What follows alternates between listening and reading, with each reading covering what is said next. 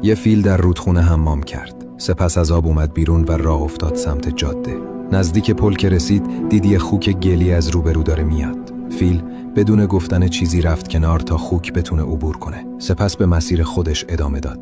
بعدن خوک با تکبر برای بقیه تعریف کرد ببینید من چقدر بزرگم. حتی فیلم از من ترسید و رفت کنار تا رد بشم. با شنیدن این یه سری از فیلا از دوستشون پرسیدن این کار از ترس بوده؟ فیل لبخند زد و گفت من میتونستم به راحتی خوک و زیر پاهام له کنم، ولی من تمیز بودم و خوک کثیف بود. اگه لهش میکردم پاهام کثیف میشد و من اینو نمیخواستم. برای همین رفتم کنار.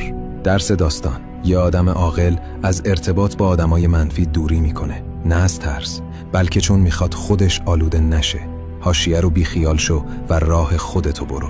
در رشد محتوایی هست که کمکت میکنه هر روز 1% بهتر بشی. به خانوادمون ملحق شو.